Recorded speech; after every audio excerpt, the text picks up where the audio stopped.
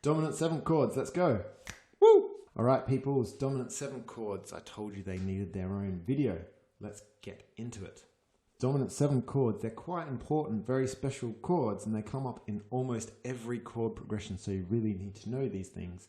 And they're good to see where progressions are going, etc. So the dominant 7th chord is the special name given to the 7th chord built upon the 5th degree of the major scale. For example, as C, we have a G dominant 7. Noted here, G7.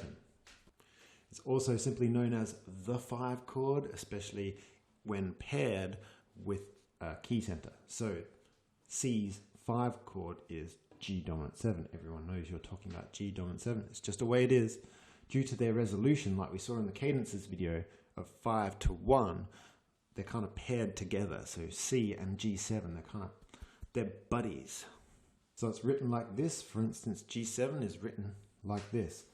And interestingly, this is the only chord I can think of which is universally only written one way. Every other chord I can think of can be written with millions of different chords, not millions, 2 different chord symbols, but a dominant 7 is always written like this and only like this.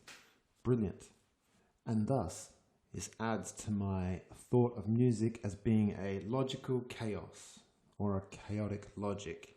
Either way, any tone can succeed any other tone, and any tone can sound simultaneously with any other tone or tones. And any other group of tones can be followed by any other group of tones. It literally says any other twice. I don't know why.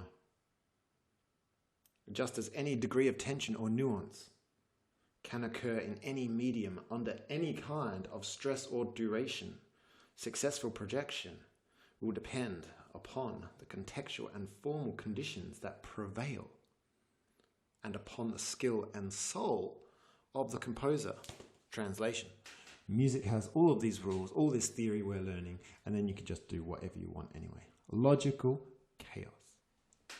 So back to reality, dominant 7th chord has the formula 1, 3, 5, flat 7 on its relative tonics major scale numbers. So if we're talking G7, that's G, B, D, F natural. And as we've seen in my last video talking about cadences, we have the 5 to 1 cadence. So the dominant 7th chord has this function to resolve to the 1 chord. So the dominant 7th chord has a lot of tension, and that is due to the tritone interval that we see occurring between the 3rd and the flat 7. In our case of G7, that's between the B and the F. It's a tritone. It's unstable inherently within itself, needs to be resolved, and a nice resolution is to the 1 chord. Doesn't always have to be that way. As we've just seen from the good book, it can do anything it likes. Now, it doesn't always have to be used as a resolution tool. It can simply be used because the flat 7 gives it a nice bluesy, jazzy sound to it. And now we know all these great things. What can we actually play over a dominant 7th chord? The answer is almost anything. Contextually dependent, of course. Due to the inherent unstable harmony in a dominant 7th chord, it has tension, which means playing over a dominant 7th chord, you can put as much tension as you like into this chord, as long as it's justifiable within the genre and it's appropriate.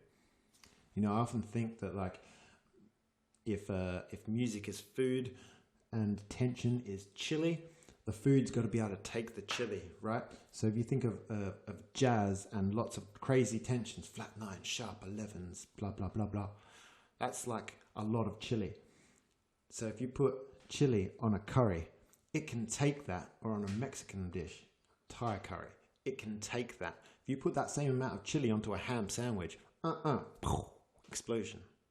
And I see pop as that ham sandwich. So reggae, to me, is somewhere in between. It's got a 1 foot in pop and 1 foot in blues. So it can take a bit, but not so much. I've tried personally to force lots of tension into reggae, and it's never ever worked. It's always been beaten by a humble pentatonic scale, believe it or not. So now we know all this cool stuff. What can we play over it? Well, dominant 7 is what we call the parent chord of the mode Mixolydian. which is simply the fifth mode of the major scale. So in our example of C major, that's playing C major G to G, so it differs by the F sharp to F natural from G major. So you can always play the Mixolydian scale over a dominant seventh chord. Can always play the chord tones, of course. And if we want to introduce a nice little scale, we have something called the bebop dominant scale, which is essentially the major scale with an additional flat 7. So in our example of G7, you can have G major with an additional F natural, meaning that we have both F natural and F sharp. This gives us a chromatic run up to the tonic in the upper end of the scale and can be really nice to mess around with. And of course, when we're improvising and we lose it completely, you want to come back to one of these fundamental scales, chord tones or like a Mixolydian mode, for example, to bring you back in line. And that can be a real savior when you feel like you're playing, and then you start to lose it. You can always come back to these kind of anchoring tones to save yourself. So we know how to make these dominant seventh chords. We know where they live. They're at house number 5 on the major scale. So you can now go forth into the world and put all these on your instrument. It's really, really important that you do this. Well, I go on about triads and about chords, and I really want you to put these on your instrument, because otherwise this theory is pretty much useless. It's really, really, really, really, really, really, really, lots of reallys. It's really advantageous to have these chords in your fingers, not only in your mind but in your fingers, and also not only from the root note.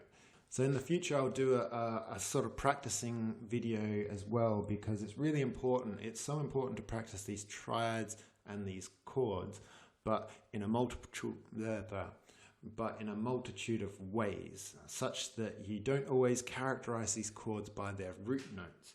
That's a cheeky insight and a very important insight, to know these dominant seventh chords from their thirds, from their sevenths.